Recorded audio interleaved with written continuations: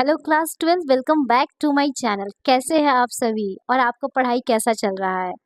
आज मैं आप लोग को पढ़ाने वाली हूँ बीएसटी के थर्ड चैप्टर के आगे के टॉपिक को, जिसका नाम है डायमेंशन ऑफ बिजनेस इन्वायरमेंट। इसके पहले मैंने आपको पढ़ा था business environment, features of business environment और इम्पोर्टेंस ऑफ बिजनेस इन्वायरमेंट। तो चलिए वीडियो को स्टार्ट करते हैं। Let's get started. तो टॉपिक का नाम है डायमेंशन ऑफ बिजनेस इन्वायरमेंट। अब हम लोग यहाँ पे पढ़े थे बिजनेस इन्वायरमेंट क्या होता है, जहाँ पे बिजनेस होता है उस सराउंडिंग को बिजनेस इन्वायरमेंट कहते हैं। डायमेंशन ऑफ बिजनेस इन्वायरमेंट के बारे में बात करें, जिसकी वजह से हमारे बिजनेस में इफेक्ट पहुंचते हैं। तो ये टोटल 5 डायमेंशन है, जिसको हम लोग डिटेल में पढ़ेंगे। Dimensions of business environment mean all the factors, forces and institutions which have direct or indirect influence over the business transactions। तो ये डायमेंशंस क्या होते हैं, ये पहलू होते हैं जो कि कोई फोर्स है, कोई फैक्टर है या कोई इंस्टीट्यूट है जिसकी वजह से हमारे बिजनेस ट्रांजेक्शन्स में डायरेक्ट और इनडायरेक्ट तरीके से इम्पैक्ट पहुंचता है और हमारे बिजनेस में चेंजेस आता है।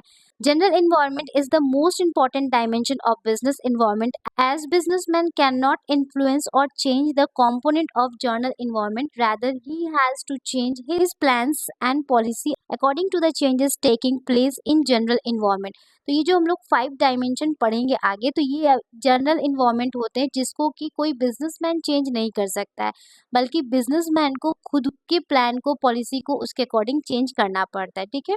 Major component of general environments are, तो जनरल इन्वायरमेंट्स में पहला इन्वायरमेंट आएगा, उसका नाम है economic environment. Economic factors that can effect management practices in business enterprises are. तो क्या क्या चीजें, जैसे इंटरेस्ट रेट में चेंज हो गया तो यहाँ पे हमारे बिजनेस में भी हमको चेंज करना पड़ता है। इन्फ्लेशन रेट, महंगाई रेट जिसको कहते हैं, इसमें चेंजेस आ गया। Changes in disposal income of people. Disposal income का मतलब होता है ऐसा इनकम जिसको कि खर्च किया जाए। ठीक है, हम लोग अपने एक्सपेंस को अपने इनकम से करते हैं। तो हमने सपोज 10,000 कमाया और 8,000 खर्चा करने के लिए रखा है, तो 8,000 को हम लोग बोलेंगे डिस्पोजल इनकम। क्लियर है। स्टॉक मार्केट इंडिकेट्स, जिसमें सेंसेक्स, निफ्टी, ये सब भी हम लोग पढ़ेंगे, बीएसटी में ही पढ़ेंगे हम लोग। तो वो सारे इंडिकेट्स होते हैं जिसके थ्रू हम बता सकते हैं कि मार्केट का भी भाव क्या चल रहा है, मार्केट अप में है या मार्केट डाउन में है, जिसको हम लोग बियर और बुल कहते हैं। तो उसको भी हम लोग डिटेल में पढ़ेंगे। और फिफ्थ में वैल्यू ऑफ रूपी। रूपी का वैल्यू क्या है, डॉलर से हम लोग कंपेयर करते हैं, रूपी का वैल्यू घटता है कि बढ़ता है, तो ये है वहाँ पे। तो ये पांचों चीज़ हमारे इकोनॉमी से रिलेटेड है और इसकी वजह से हमारे बिजनेस में भी चेंजेस आ जाते हैं। Effect of these economic factors on business enterprise. अब ये सारे इफेक्ट की वजह से क्या हमारे कंपनी में चेंजेस आएंगे, देखेंगे। First point, changes in interest rate significantly affect the demand for product और सर्विसेज। इंटरेस्ट रेट, जब हम लोन लेते हैं तो उस पर कुछ इंटरेस्ट लगता है ना, उसको इंटरेस्ट रेट कहते हैं। तो अगर लोन का इंटरेस्ट रेट कम होगा तो लोग ज़्यादा डिमांड करेंगे, लोग ज़्यादा लोन लेंगे और अपने बिजनेस में लगाएंगे। लेकिन वहीं अगर इंटरेस्ट रेट हाई हो जाएगा तो लोग डिमांड कम कर देंगे। For example, in case of construction companies and automobiles manufacturer, low long term rate of interest are beneficial as it results in increase in spending by consumer in buying homes or and cars on borrowed money। अब देखिए, construction company हो गया या automobile manufacture जो होता है, तो interest rate अगर लो होगा तो ये बेनिफिशियल होगा। लोग यहाँ पे सामान को लोन लेके खरीद सकते हैं। जैसे हम लोगों को कोई अगर सामान जरूरत होता है, पैसा नहीं, तो हम लोन लेके खरीद सकते हैं। अगर यही लोन का रेट हाई होगा तो हम उसको नहीं खरीदेंगे। अगर लोन का रेट अगर कम होगा तो हम इसको डेफिनेटली परचेज करेंगे। तो ये कहीं ना कहीं डिमांड को इन्फ्लुएंस करता है। सेकेंड है, increase in influence rate result increase in various cost of business such as the purchase of raw material और machinery and payment of wages and salaries। अगर महंगाई रेट बढ़ गया तो हमको भी जिसको पेमेंट करना तो उसको बढ़ा के पेमेंट करना होता है, तो कहीं ना कहीं हमारे बिजनेस का कॉस्ट बढ़ जाएगा।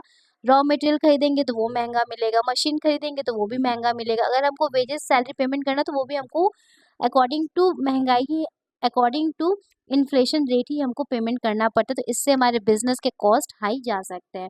थर्ड हो जाएगा increase in disposal income due to increase in GDP of a country creates increasing demand for product. अगर देखिए डिस्पोजल इनकम बढ़ गया, अगर किसी का इनकम बढ़ रहा है तो वो अपना खर्चा भी ज़्यादा करेगा, और जब खर्चा ज़्यादा करेगा तो उसका डिमांड भी बढ़ेगा। तो यहाँ से ये मतलब हुआ कि डिस्पोजल इनकम बढ़ने से जीडीपी बढ़ेगा, और जीडीपी बढ़ने से लोग क्या करेंगे, प्रोडक्ट के बारे में ज़्यादा डिमांड करेंगे। तो यहाँ पे कुछ इसके कंपोनेंट्स स्पेशली देख लेते हैं। ये आपके बोर्ड्स के एग्जाम में ऐसे पूछा जाता है, कुछ कंपोनेंट्स दे दिया जाएगा और पूछा जाएगा कि कौन सा कंपोनेंट इकोनॉमिक है, सोशल है कि पॉलिटिकल इन्वायरमेंट है। तो इस तरीके से आपको ऑप्शन दे के पूछा जा सकता है। पहला component role of private sector and public sector, second growth of GDP, GNP and per capita income. GDP का फुल फॉर्म होता है ग्रॉस डोमेस्टिक प्रोडक्ट और जीएनपी का होता है ग्रॉस नेट प्रोडक्ट और पर कैपिटा इनकम मतलब एवरेज इनकम होता है किसी एक व्यक्ति का। Rate of saving and investment, ये इकोनॉमिक इन्वायरमेंट के कंपोनेंट है। Volume of import and export of different items, balance of payment and changes in foreign exchange reserve, agricultural और industrial product trends, expansion of transportation and communication facilities, money supply in economy, public debt, planned outlay in private और public outlay. तो ये आपके component से component देने के बाद आपको पूछेगा कि ये कौन से इन्वायरमेंट का कंपोनेंट है। क्लियर है। अब हम लोग चलते हैं सेकेंड इन्वायरमेंट में, जिसको हम लोग बोलते हैं सोशल इन्वायरमेंट, जो समाज से जुड़ा हुआ है। ठीक है। तो यहाँ पे क्या होगा, समाज में हम लोग क्या चलता है, कस्टम ट्रेडिशन मतलब रीति रिवाज, जो उसके अकॉर्डिंग यहाँ पे बिजनेस इफेक्ट हो सकता है। वैल्यूज, हमारे क्या वैल्यू है, हमारे क्या समाज में चलता है। Social trends and society expectations from business, और सोशल में क्या ट्रेंडिंग हो रहा है और सोसाइटी की क्या एक्सपेक्टेशन है बिजनेस से। तो ये तीन चीज इसमें आते हैं। Custom and tradition define social practices that have been listed for decades और इवन सेंचुरी। तो देखिए कस्टम और ट्रेडिशन क्या होता है, जो सालों साल से चला आ रहा है, जो सेंचुरी से चला आ रहा है, डिकेड से चला आ रहा है, वही तो हमारा कस्टम हो गया। जैसे हम लोग अपने यहाँ पे कल्चर में अगर कोई फेस्टिवल हो तो हम दिवाली, ईद, क्रिसमस, गुरु नानक पर्व ये सब मनाते, तो ये हमारा क्या हो गया, कल्चर हो गया। This festivals provide significant financial opportunities for greeting cards, companies, sweets and confectionery manufacturers, tailoring outlets and many other related business. तो यहाँ पे देखिए अगर सेलिब्रेट करें हम लोग कोई भी फेस्टिवल, तो उस फेस्टिवल को सेलिब्रेट करने के लिए हमें बहुत कुछ चीज़ें चाहिए होता है, जिसको कि हम लोग मार्केट से परचेस करते हैं। अगर दिवाली हम लोग सेलिब्रेट करें तो घर को डेकोरेट करना है, वाइट वॉश कराना है, दिए खरीदने हैं, मूर्ति खरीदे, तो ये सब के भी बिजनेस कहीं ना कहीं फेस्टिवल की वजह से बिजनेस रन होते हैं। तो ये यहाँ पे वही बताने की कोशिश कर रहे हैं कि जब जैसे जो सीजन होता है, जो फेस्टिवल आता है, आप देखिएगा मार्केट में उस तरीके के सामान बिकने शुरू हो जाते हैं। सेकेंड है values. Value refers concept that a society holds on high esteem. In India, individual freedom, social justice, equality of opportunities, and national integrations are examples of value. In business terms, these values translate into freedoms of choice in the market, business responsibilities towards the society, and non-discriminatory employment practices, etc. तो हमारे India में जो value है, हम लोग क्या देखते हैं कि इंडिया में सबको फ्रीडम है, सब लोग अपना ओपिनियन रख सकता है, सबको इक्वालिटी है। तो सेम इसी को हम लोग बिजनेस में भी देखेंगे कि यहाँ पे हम लोग किसी के साथ कोई डिस्क्रिमिनेशन ना करें। हर एक कस्टमर्स को हम लोग यहाँ पे प्रायोरिटी देते हैं कि उसका खुद का चॉइस होगा कि वो किस मार्केट में जाए, कौन सा सामान लेगा। और कहीं ना कहीं बिजनेस को सोशल रिस्पॉन्सिबिलिटी हमेशा सोसाइटी के प्रति निभाना ही पड़ता है, जिसको हम लोग की फर्स्ट चैप्टर में पढ़े भी थे। थर्ड होता है social trend prevents, social trends जो कि समाज में अभी चल रहा है, present various opportunity and threats to business enterprise. तो देखिए जो भी समाज में चल रहा है वो कहीं ना कहीं बिजनेस के लिए अपॉर्चुनिटी भी हो सकता है और थ्रेट्स भी हो सकता है। फॉर एग्जाम्पल अगर हम देखें, the health and fitness trends has become popular. अब जैसे जैसे दिन बीत रहा है, लोग हेल्थ के प्रति बहुत ही जागरूक हो रहे हैं, अवेयर हो रहे हैं। This has created demand for product like organic food, diet, soft drinks, food supplements, gyms, minerals waters etcetera. तो इन सब का जैसे जैसे डिमांड बढ़ रहा है, तो इनका भी तो कहीं ना कहीं बिजनेस चल रहा है। इन शॉर्ट आपको ये समझाने का है कि आप ये तीनों पॉइंट में देखा जाए तो बिजनेस कहीं ना कहीं इफेक्ट हो रहा है, बिजनेस इन्हीं की वजह से रन हो रहा है। ठीक है। अब कुछ सोशल इन्वायरमेंट के कंपोनेंट्स को हम लोग समझ लेते हैं। Demand for reservation in job for minority and women. अब यहाँ पे देखिए सोशल इन्वायरमेंट हो जाए कि यहाँ पे लोग जो वुमेन है और माइनॉरिटी है, ये जॉब की रिजर्वेशन के लिए डिमांड करते हैं कि जॉब उनके लिए रिजर्व रहे। Demand for equal status of women bye paying equal wages for male and female workers. अब कहीं कहीं पे डिस्क्रिमिनेशन होता है कि फीमेल को कम पैसा दिया जाता है और मेल को ज़्यादा दिया जाता है, तो ये चीज़ नहीं होना चाहिए, इसमें इक्वालिटी होना चाहिए। Demand for automatic machines and luxury item in middle class families. तो मिडिल क्लास फैमिली भी आजकल क्या कर रहे हैं, सारे सामान का उपभोग कर रहे हैं, लग्जरी आइटम का भी उपभोग कर रहे हैं, तो उनके लिए ये डिमांड वो कर सकते हैं। The social movement to improve the education level of girl child. और यहाँ पे क्या है, कि सोशल मूवमेंट्स ऐसे होने चाहिए जिसके थ्रू गर्ल चाइल्ड को एजुकेट में प्रमोट किया जाए। Health and fitness trend has become popular, ये भी कहीं ना कहीं ट्रेंडिंग में चल रहा है। Change in quality of life, जिसमें लिविंग स्टैंडर्ड हम बोल सकते हैं, ये अब धीरे धीरे अपग्रेड हो रहा है समाज में। इम्पोर्टेंस और place of women in work force, तो अब धीरे धीरे जो वर्क फोर्स होता है, जो काम करते हैं फैक्ट्री में लोग काम करते हैं, तो वहाँ पे वुमेन का भी कंट्रीब्यूशन हो रहा है। अब इसका इम्पोर्टेंस को लोग समझ रहा है। Birth and death rates and population, ये भी सोशल का ही एक इंडेक्स होता है। Attitude of customers towards innovations, life style etcetera, अब धीरे धीरे कस्टमर्स का क्या हो रहा है ना, एटीट्यूड चेंज हो रहा है इनोवेशन की तरफ। नए नए चीज़ें जो इन्वेंट हो रहे हैं, लोग उसको खरीदना ज़्यादा पसंद कर रहे हैं। एजुकेशन एंड लिटरेसी रेट, ये भी कहीं ना कहीं बिजनेस को इफेक्ट पहुंचा सकते हैं। Tradition, custom and habit of people, तो ये भी बिजनेस को इफेक्ट पहुंचाते हैं और इसको हम लोग सोशल इन्वायरमेंट के कंपोनेंट्स कहते हैं। तो यहाँ पे देखिए कुछ फोटोज बने, ये फैशन ट्रेंडिंग में चल रहा है। यहाँ पे लग्जरी आइटम खरीदा जा रहा है। यहाँ पे कुछ ऐसे आइटम जो कि हाइजेनिक चीज को यूज करे, जो साफ सुथरा हो, और कॉस्मेटिक में भी धीरे धीरे लोगों का डिमांड बढ़ रहा है। तो दो इन्वायरमेंट हो गए। तीसरा इन्वायरमेंट हम लोग पढ़ेंगे पॉलिटिकल इन्वायरमेंट, जिसमें सरकारें आती हैं, ठीक है, जैसे लाइक बीजेपी, कांग्रेस, इनके विषय में हम लोग पढ़ेंगे। Political environments includes political condition such as general stability and peace in the country, तो अभी जो सरकार है, क्या उस सरकार की वजह से हमारे अर्थव्यवस्था में या हमारा देश है वो स्टेबल है कि नहीं, देश में शांति है कि नहीं, तो इसको हम लोग देखते हैं। Second point, specific attitude of government representative holds towards business, तो अब यहाँ पे देखते हैं गवर्नमेंट बिजनेस के लिए क्या क्या स्कीम निकालता है, उसके प्रति कैसा नजरिया या अप्रोच रखता है। तो ये हो गया। First, if there is stability of political condition, this bring confidence of investors and leads to success in business. अगर देखिए कोई भी कंट्री का पॉलिटिकल कंडीशन स्टेबल हो, मतलब सरकार बहुत लंबे समय तक टिकी रहे, तो वहाँ पे लोग क्या करते हैं, इन्वेस्टर्स और जा जाके इन्वेस्टमेंट करते हैं किसी भी कंपनी फर्म में, और इससे क्या होता है, बिजनेस को सक्सेस मिलता है, उसको फाइनेंस मिलता है। जितना पैसा मिलेगा, जितना इन्वेस्टमेंट होगा, उतना जीडीपी भी ग्रोथ करेगा, ठीक है। और वहीं पे अगर यही चीज़ अनसर्टिनिटी हो, स्टेबल ही ना हो, जैसे हम लोग पाकिस्तान का एग्जांपल ले सकते हैं, तो पाकिस्तान में पॉलिटिकल अनस्टेबिलिटी, जिसकी वजह से कोई दूसरा देश वहाँ पे इन्वेस्टमेंट करने से कतराता है।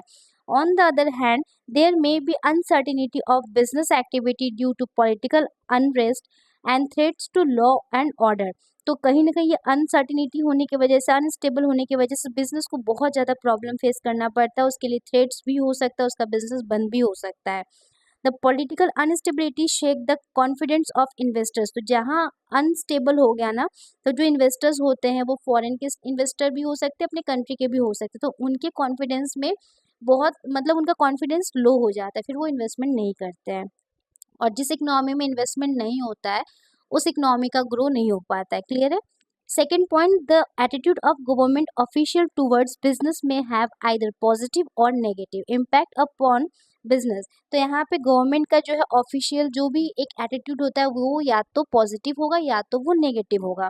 एग्जाम्पल के तौर पे हम लोग देखते हैं, even after opening up of our country in 1991, देखिए 1991 बहुत स्पेशल एक ईयर है, जिसको हम लोग बहुत अच्छे से इकोनॉमिक्स में पढ़ेंगे।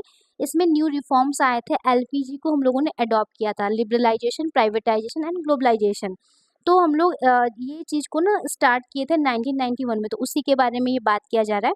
Foreign companies found is extremely difficult to cut through the bureaucratic red tape to get permit for the doing business in India. अब यहाँ पे देखिए, जैसे एलपीजी को हम लोगों ने अडॉप्ट कर लिया, मीन्स ग्लोबलाइजेशन को हमने अडॉप्ट कर लिया, तो अब जो ब्यूरोक्रेसी वाले कंट्री थे, उनका अब यहाँ पे बोलबाला नहीं चल रहा था। यहाँ पे सारी कंट्रियाँ एक दूसरे के साथ, हम लोग सबके साथ बिजनेस इंपोर्ट एक्सपोर्ट कर रहे थे। तो यहाँ पे तीन पार्टियाँ दी गई है, तो इसी को हम लोग पॉलिटिकल इन्वायरमेंट कहते हैं, ठीक है। इसके कुछ कंपोनेंट्स पढ़ लेते। कंपोनेंट्स बहुत इंपॉर्टेंट है, कि कंपोनेंट्स दिखा के क्वेश्चंस पूछे जाते हैं।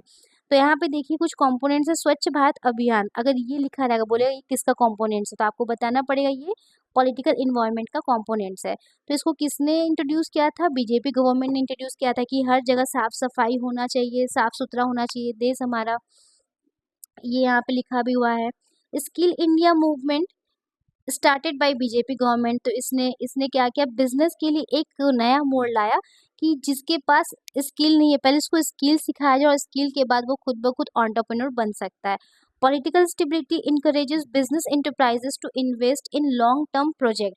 अब धीरे धीरे क्या हुआ, यहाँ पे स्टेबिलिटी बना हुआ है जिसकी वजह से इन्वेस्टमेंट लॉन्ग टर्म प्रोजेक्ट में किए जा रहे हैं।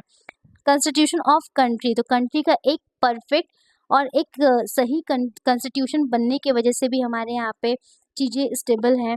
Government intervention in the business, तो गवर्नमेंट भी बिजनेस को खुली छूट नहीं देती है, वो समय समय पे बिजनेस पे हस्तक्षेप करती रहती ताकि बिजनेस कहीं कोई गलत काम तो नहीं कर रहा है, कुछ समाज के लिए तो कुछ खराब तो नहीं हो रहा। तो ये सब चीज़ों के लिए गवर्नमेंट ऑलवेज इंटरवेंशन करती रहती है, थ्रू लाइसेंस, थ्रू टैक्स, कुछ ना कुछ करके इंटरवेंशन मतलब हस्तक्षेप होता है। फिर नेक्स्ट है फॉरेन पॉलिसी ऑफ गवर्नमेंट, तो गवर्नमेंट फॉरेन पॉलिसी बनाती है जिसके थ्रू हम इंपोर्ट एक्सपोर्ट करते हैं, जैसे कि टैरिफ रेट कितना होना चाहिए, टैक्स कितना होना चाहिए, इंपोर्ट ड्यूटी कितना होना चाहिए, तो वगैरह वगैरह यहाँ पे डिसाइड किया जाता है। ये भी पॉलिटिकल इन्वॉल्वमेंट में आता है। Values and ideology of political parties की क्या विचारधारा है, वो कितने वैल्यूज को एडॉन कर रहे हैं हमारे कंट्री में। Our country's relation with foreign countries most important, हम अगर दूसरी कंट्री के साथ अच्छे से रिलेशन बनाएंगे तो हमें एक मिलिट्री मजबूती मिलती है और सपोर्ट भी मिलता है। तो ये सारे कंपोनेंट्स किसके हो गए, पॉलिटिकल इन्वायरमेंट के, ठीक है। अब नेक्स्ट इन्वायरमेंट पढ़ेंगे फोर्थ में, लीगल इन्वायरमेंट। लीगल मतलब कानूनी तौर पे, कानून में जो चेंजेस आते हैं उसकी वजह से हमारे बिजनेस में जो इफेक्ट पड़ता है उसको हम लोग बोलते हैं legal environment. The management of every business enterprise has to obey the law of land, वो जहाँ जिस कंट्री में है वो बिजनेस उस कंट्री के नियम कानून को उसे फॉलो करना ही पड़ता है। Therefore, it is essential for every business enterprise to have adequate knowledge of rules and regulations framed by government। तो ये हर एक बिजनेस इंटरप्राइज के लिए एसेंशियल होता है, बेसिक होता है कि उसको पर्याप्त नॉलेज होना चाहिए गवर्नमेंट के थ्रू बनाए गए रूल्स एंड रेगुलेशन के बारे में। तो यहाँ पे हम लोग देखेंगे कुछ चीज़ों को। लीगल इन्वायरमेंट इंक्लूड्स, पहला, various laws and legislative act, बहुत सारे एक्ट बना दिए गए, जैसे कंपनी एक्ट हो गया, पार्टनरशिप एक्ट हो गया, तो ये एक्ट लॉ के थ्रू बनाए जाते हैं। Second, administrative orders issued by government authorities, तो गवर्नमेंट के अथॉरिटीज के थ्रू जो भी ऑर्डर, एडमिनिस्ट्रेटिव वाले ऑर्डर इशू किए जाते हैं उसको फॉलो करना होता है। कोर्ट जजमेंट भी होता है, अगर बिजनेस में कोई नुकसान हो रहा है या इंसॉल्वेंट हो जा रहा है तो उस टाइम पे कोर्ट डिक्लेयर कर देता है कि ये इंसॉल्वेंट हो गया है, या कोई ऐसा केस जिसको कि हमें कोर्ट में ले जाना पड़ता है और वहां से सॉल्व हो जाता है। फोर्थ होता है the decisions rendered by various commissions and agencies at every level of the government like central, state and local. देखिए हमारे पास गवर्नमेंट के 3 टायर्स होते हैं, एक सेंट्रल लेवल पे होता है, एक स्टेट लेवल पे होता है, एक लोकल लेवल पे होता है। तो यहाँ पे जो भी जिसके लिए कमीशन बनाए गए हैं, जो भी अथॉरिटी बनाए गए, एजेंसियाँ बनाई जाती है, वो रिगार्डिंग उस स्टेट या उस कंट्री या उस लोकल एरिया के लिए बिजनेस में वो डिसीजन मेकिंग कर सकता है। It is mandatory for every organization to obey the law of land, therefore adequate knowledge of rules and regulations framed by government is prerequisite for better business performance। तो यहाँ पे वही same ऊपर वाली बात लिखा गया है कि जिस कंट्री में बिजनेस है उस कंट्री के नियम कानून को उसे जानना बहुत जरूरी होता है। अगर वो अच्छे से उसको जानेगा तो अपने बिजनेस का बेटर परफॉर्मेंस कर सकता है। Non compliance of laws can land the business enterprise into legal problems, अगर हम लोग उसको नहीं फुलफिल करेंगे तो लीगल प्रॉब्लम्स हो सकता है। लीगल प्रॉब्लम में जैसे कोई कंपनी एक्ट बना देगा, अगर उसके अकॉर्डिंग हम काम नहीं कर रहे तो प्रॉब्लम हमको बाद में फेस करना पड़ता है। Business enterprise must know the working knowledge of various act such as company act 1956, अभी ये चेंज हो गया, अभी 2013 हो गया है। Industrial development and regulatory act, foreign exchange management act, import and export control act 1942, factories act, union act, customers protection act, ये सारे एक्ट्स कानून के थ्रू बनाया गया और इनके बारे में जानकारी होना बहुत जरूरी होता है। And all the amendments from time to time made by the parliament is important for doing business, और ये क्या, अगर एक्ट बन गया है तो ये कांस्टेंट नहीं रहता है, ये अकॉर्डिंग टू सिचुएशन और जो भी नीड होता है उसके लिए बीच बीच में उसमें अमेंडमेंट्स होते रहते हैं, मतलब उसमें चेंजेस, संशोधन किया जाता है और उन संशोधन को भी हमें अच्छे से जान लेना चाहिए। The impact of legal environment can be illustrated with the help of the following government regulations to protect customers interest. हम इसका कुछ एग्जांपल देख लेते हैं। जैसे कस्टमर्स प्रोटेक्शन के लिए भी एक्ट बना दिया है कि कोई भी कस्टमर्स को धोखाधड़ी नहीं देगा, कोई गलत सामान नहीं बेचेगा, अगर ऐसा कुछ होता है तो वो उस बिजनेसमैन के ऊपर केस कर सकता है। First, the advertisement on alcoholic product is prohibited. अब यहाँ पे क्या है कि आप खुले आम अल्कोहल का एडवर्टाइजमेंट नहीं कर सकते, ये कानूनी तौर पे मना है। Advertisement including packets of cigarettes carry the statutory warning cigarette smoking is injurious to health. अब यहाँ पे बोला जा रहा है कि अगर सिगरेट का एडवर्टाइजमेंट कर रहा है तो उसके ऊपर एक स्टैट्यूटरी वार्निंग डाल दीजिए, कानूनी एक वार्निंग डाल दीजिए कि अगर आप स्मोक करेंगे तो इससे इससे कैंसर हो सकता है, इससे हेल्थ आपका इंजर्ड हो सकता है। तो इस तरीके से स्टैट्यूटरी वार्निंग देना बहुत ज़रूरी है। एडवर्टाइजमेंट एज बेबी फूड, अगर बेबी फूड है तो उसमें क्या होना चाहिए, कुछ बेसिक इंफॉर्मेशन होना चाहिए। Necessarily inform the potential buyers that mother's milk is the best milk, और उसमें लिखा होना चाहिए कि mother's milk is best milk.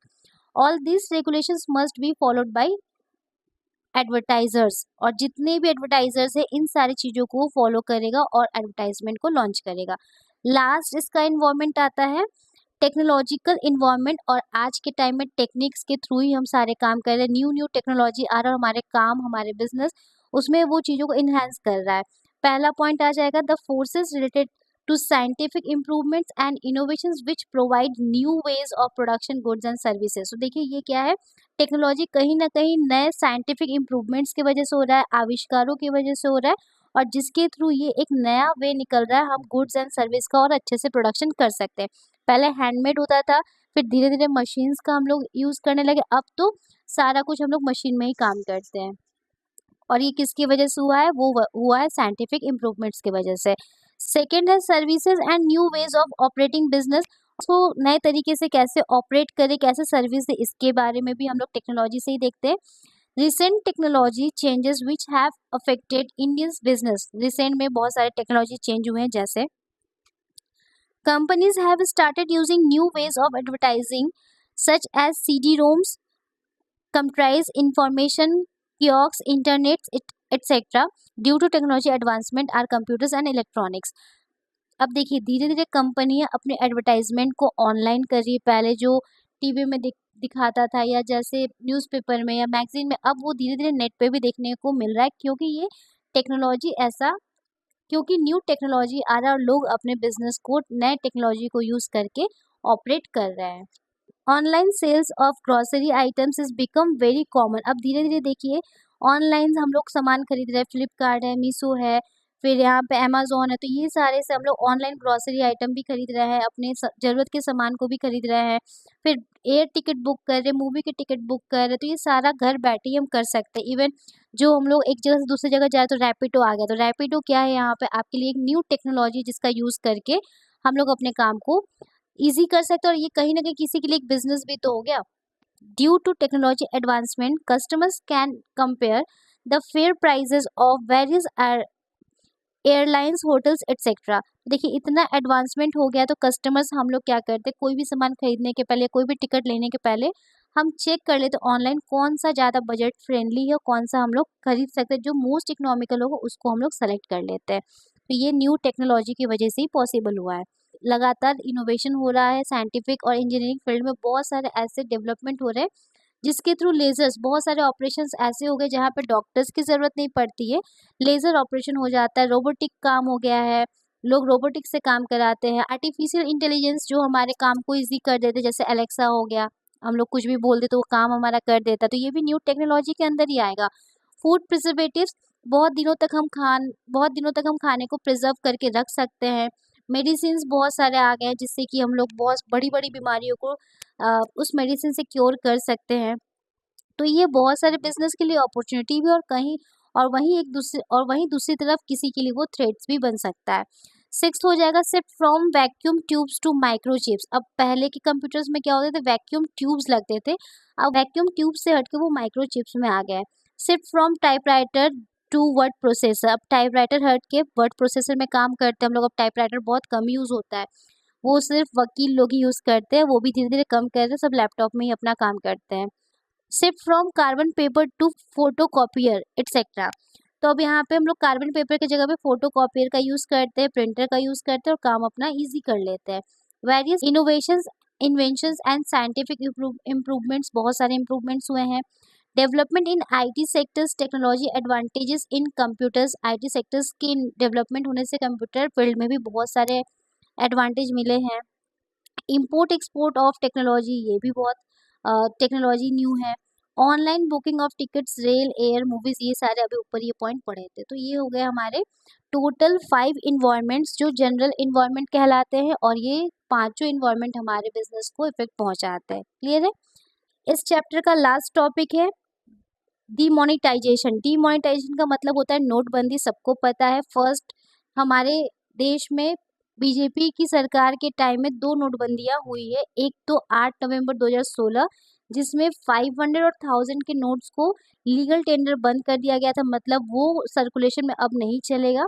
और जिसके वजह से क्या हुआ था, it resulted in withdrawal of 86% currency in the circulation. People were advise to go to the bank to replace the old notes with new currencies in a limit। तो यहाँ पे क्या बता दिया गया था कि जिनके पास 500 और 1000 के नोट्स है, वो जाके बैंक में अपने नोट को कन्वर्ट कर सकते हैं ओल्ड करेंसी की जगह पे न्यू करेंसी, लेकिन यहाँ पे भी लिमिट था कि एक बार में इतना ही करा सकते हैं। There was a restriction on cash withdrawal, और यहाँ पे कैश विड्रॉल में कुछ लिमिट रिस्ट्रिक्शंस थे। The main aim of demonetization was to curb corruptions, counterfeiting, the use of high denominations notes for illegal activity, and especially the accumulation of black money generated by not declaring in income to income tax authority। अब देखिए यहाँ पे 2-3 reason की वजह से demonetisation को किया गया था। सबसे पहले तो करप्शन को कर्व करना था, करप्शन को रोकना था, और लोग क्या कर रहे थे, बड़े नोट्स का यूज इलीगल काम को करने के लिए कर रहे थे, और इनकम को वो लोग क्या कर रहे थे, शो भी नहीं कर रहे थे। इनकम अथॉरिटी को इनकम टैक्स जो जहाँ पे करते उसको ये शो भी नहीं किया जा रहा था। ब्लैक मनी को एक्युमुलेट किया जा रहा था, इकट्ठा किया जा रहा था। तो इन सब रीजन की वजह से सरकार नोट को बाहर निकालना चाहती थी, इसलिए इसको डिमोनेटाइज कर दिया गया था। अब इसके फीचर्स को देखेंगे। इसके 4 फीचर्स हैं डिमोनेटाइजेशन के। Demonetization as a tax determination measures, ये एक तरीके से टैक्स एडमिनिस्ट्रेशन मेजर करने के लिए बनाया जाता है। Due to demonetization people had to declare their cash holding to get in exchange from bank. अगर जो लोगों के पास पैसा है, देखिए डिमोनेटाइजेशन की वजह से लोगों के पास जितने भी कैश होते हैं वो बैंक में जाते एक्सचेंज कराने के लिए, तो उनको एक डिटेल करना पड़ता है कि पैसा कैसा है, कहाँ से है, जिसकी वजह से टैक्स डिटर्मिनेशन करना आसान हो जाता है। So those having black money had to declare their unaccounted wealth and pay taxes with penalty। और जब ये पता चल जाता है तो इनकम टैक्स वाले क्या करते हैं, टैक्स भी लेते हैं और साथ में पेनाल्टी भी लेते हैं। Non tolerance of tax aviation, aviation मैंने यहाँ पे लिखा भी हुआ है। एविएशन का मतलब होता है कर की चोरी करना, ठीक है। लोग बहुत ज़्यादा टैक्स की चोरी कर रहे थे, सरकार के पास टैक्स नहीं पहुँच रहा था, जिसकी वजह से सरकार को इनकम में प्रॉब्लम हो रहा था और डेवलपमेंट के कामों में बाधा आ रही थी। तो यहाँ पे डिमोनेटाइजेशन की वजह से क्या हो गया, टैक्स चोरी को रोका जाना इजी हो गया। Tax administrating and channelising savings into formal financial system. अब देखिए, अब यहाँ पे क्या हो गया कि लोग सिस्टमैटिक तरीके से अपने पैसे को सेव करें, बैंक में सेव करें, ना कि घर में रखे। घर में रखने पे वो ब्लैक मनी हो जाता है। तो demonetization leads to tax administration channelizing saving into the formal financial systems। As much of the cash deposited by people for exchanging will be offered to people for loan under new scheme. और देखिए लोग क्या करते हैं ना, अपने सारे पैसे को अगर बैंक में हम जमा करते हैं तो बैंक के पास ज़्यादा पैसा जमा हो जाता है, तो बैंक फिर उस पैसे को कहीं ना कहीं दूसरे को लोन दे देता है, और उस लोन से बैंक अपना इनकम करता है। तो इसको भी प्रमोट करने के लिए डिमोनेटाइजेशन किया गया था, इसका भी ये फीचर होता है। और फोर्थ है getting cashless digital cash light economy, मतलब कि एकदम डिजिटल। जब डिमोनेटाइजेशन हुआ तो यूपीआई का हम लोग यूज़ करने लगे, और कोरोना के बाद से तो पूरी तरीके से हम लोग यूपीआई पे आ गए, और इंडिया नंबर 1 कंट्री पे है जो कि यूपीआई ट्रांजैक्शन बहुत ज़्यादा किया है, ठीक है। तो ये भी वही उसी के अंदर है कि another features of demonetization is to create cashless और कैश लाइट इकोनॉमी। या तो पूरी तरीके से कैश को हम लोग यूज़ ना करें, या तो कम कैश का यूज़ करें। Channelising more saving through the formal financial system and improving tax complaints. देखिए जितना हम बैंक में पैसा रखेंगे तो वो नज़र में आता है सरकार के, और इसके थ्रू टैक्स भी कंप्यूट किया जा सकता है। टैक्स कितना होगा नहीं होगा वो टैक्स फिर देना पड़ता है। Due to non availability of cash at the time of demonetization people started shifting to digital cases. UPI payment system picked up great pace since then. और उस टाइम पे जब लोगों के पास पैसे नहीं होते थे तो लोग कैशलेस कैसे काम करेंगे, तो यूपीआई आया था और ये बहुत ही शानदार परफॉर्म किया था। और आज भी लोग यूपीआई से ही ज़्यादा काम करते हैं, यूपीआई में ही पेमेंट करते रिसीव करते हैं। Although there are arguments against these digital transactions, they required use of cell phone for customers and POS machines for businessmen। तो अब यहाँ पे सबके पास अगर यूपीआई ट्रांजेक्शन्स करना तो सबके पास सेलफोन होना चाहिए, नेट होना चाहिए, बैंक अकाउंट होना चाहिए, और जो बिजनेसमैन होते हैं उनके पास पीओएस मशीन होना चाहिए जिसमें बताता है कि अकाउंट में इतने रुपए प्राप्त हुए, तो ये सारा होना चाहिए। रिक्वायरमेंट ऑफ इंटरनेट कनेक्टिविटी होना चाहिए, इंटरनेट नहीं होता है, सर्वर डाउन होता है तो पेमेंट नहीं हो पाता है। तो ये सारे कुछ इसके छोटे से डिसएडवांटेज है, बट ऑल्दो डिसएडवांटेज होने के बाद भी ये बहुत ज़्यादा पॉपुलर है। These disadvantages are counterbalanced by an understanding that it helps people into the formal economy, thereby increasing financial savings and reducing tax evasion। अब धीरे धीरे देखिए इसमें क्या हो गया, लोगों में इनडायरेक्टली सेविंग्स हैबिट डेवलप हो गया और टैक्स चोरी करना भी लोगों ने छोड़ दिया। तो इसको हम लोग देख लेते हैं डिमोनेटाइजेशन का इम्पैक्ट क्या क्या हुआ, किस एरिया में क्या हुआ। तो मनी और इंटरेस्ट रेट में हम देखेंगे तो डिक्लाइन हो गया cash transactions, bank deposit increase हो गया और इंक्रीज इन फाइनेंशियल सेविंग्स, लोग पैसा जमा करना शुरू कर दिए। प्राइवेट वेल्थ में देखेंगे तो डिक्लाइन हो गया, प्राइवेट वेल्थ जो हम लोगों के पास होता है वो हमारा डिक्लाइन हो गया, हम ज़्यादा वेल्थ अपने पास नहीं रख रहे हैं, सब बैंक में ही रख दे रहे हैं। Since some high demonetization notes of 500 and 1000 were not returned and real estate prices fall। Public sector जो गवर्नमेंट का उस पर कोई इफेक्ट नहीं पहुंचा। Digitalization, digital transactions among the users जैसे रुपे, SEPS, यूपीआई इंक्रीज हो गया। रियल इस्टेट ये प्राइस डिक्लाइन हो गया, इसमें लोग कम इन्वेस्टमेंट करने लगे। टैक्स कलेक्शन बहुत तेजी से बढ़ना शुरू हो गया। तो ये इसके कुछ इम्पैक्ट है। आई होप स्टूडेंट आज का ये वीडियो आपको समझ में आया। ये थर्ड चैप्टर छोटा सा चैप्टर था जो कि 2 वीडियो में चैप्टर आपका कंप्लीट हो गया है। वीडियो को अच्छे से देखिए, समझिए, जहाँ पे आपको डाउट आता है वहाँ पे आप कमेंट करिए, आपके लिए फिर स्पेशल एक वीडियो बनाया जाएगा। मिलते हैं नेक्स्ट वीडियो में नए चैप्टर्स के साथ, तब तक स्वस्थ रहिए, मस्त रहिए। Till then take care, bye bye.